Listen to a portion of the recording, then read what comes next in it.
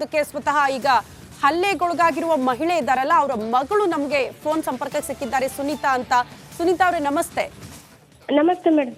ಸುನೀತಾ ಅವರು ಯಾವ ಕಾರಣಕ್ಕೆ ಈ ರೀತಿ ತಮ್ಮ ತಾಯಿ ಮೇಲೆ ಹಲ್ಲೆ ಆಗಿರೋದು, ಅದು ಕೂಡ ವಿವಸ್ತ್ರಗೊಳಿಸಿ? ಹಾ ಮೇಡಮ್, ಅದು ಇಲ್ಲಿ ನಮಗೆ ನಮ್ಮ ತಂದೆಯವ್ರಿಗೆ 1991 ಮೇಡಮ್, ಈಗ 33 ವರ್ಷ ಆಯ್ತು. ಸರ್ಕಾರಿ ಜಮೀನು ನಮ್ಮ ತಂದೆಯವ್ರಿಗೆ ಗೌರ್ಮೆಂಟ್ ಕರ್ನಾಟಕ ಸರ್ಕಾರದಿಂದ ಬಂದಿತ್ತು ಮೇಡಮ್. ಸಕ್ರಮಗೊಳಿಸಿ ಮಂಜೂರಾಗಿತ್ತು ನಮ್ಮ ತಂದೆಯವ್ರಿಗೆ. ನಾವು ಬಡ ರೈತರಲ್ಲ, ಹಾಗಾಗಿ. ಹಲೋ ಹೇಳಿ ಹೇಳಿ ಸುನೀತಾ ಅವರೇ, ಹಾ ಕೇಳಿಸ್ತಿದೆ. ಮೇಡಮ್, ಆ ಥರ ಅವಾಗ ಎಲ್ಲ ಕೊಡ್ಬೇಕಾದ್ರೆ ನಮ್ಗೆ ಹಕ್ಕುಪತ್ರ ಕೊಟ್ಟು ಪಹಣಿ ಎಲ್ಲಾನು ಇದೆ ಮೇಡಮ್.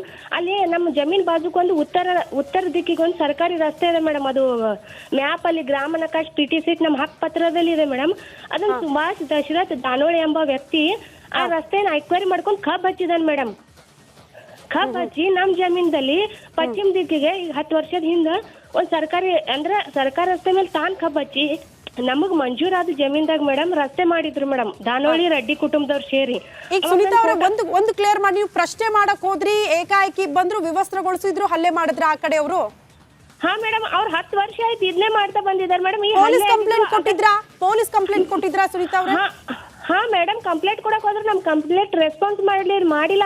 ಆ ಲೇಡೀಸ್ ಮಹಿಳಾ ಪೊಲೀಸ್ ನಿಮ್ ಜಮೀನ ಕಿತ್ಕೋತೀನಿ ಕಂಪ್ಲೇಂಟ್ ಮಾಡ್ರಿ ಅಂತ ಆವಾಜ್ ಹಾಕಿದ್ರು ಮೇಡಮ್. ಹಾ, ಇದು ಆಗಸ್ಟ್ 1ನೇ ತಾರೀಕು ನಡೆದಿದ್ದು. ಆಮೇಲೆ ಆಗಸ್ಟ್ 1ಕ್ಕೆ ನಮ್ ಬ್ರದರ್ ಕೆಲ್ಸಕ್ಕೆ ಹೋಗುವಾಗ ಸರ್ಕಾರಿ ರಸ್ತೆ ಮೇಲೆ ಹಿಡಿದು ಹಾದಿಮನಿ ಕುಟುಂಬ, ನಾಗನೂರ್ದವರು, ದಾನೋಳಿ ರೆಡ್ಡಿ ಕುಟುಂಬದವ್ರು ಎಲ್ಲ ಹಿಡಿದು 20 ಜನ ಸೇರಿ ಹೊಡೆದಿದ್ದಾರೆ ಮೇಡಮ್. ಆದ್ರೂ ಕಂಪ್ಲೇಂಟ್ ತಗೊಂಡಿಲ್ಲ ಮೇಡಮ್ ಕಾಗವಾಡ ಪೊಲೀಸರು.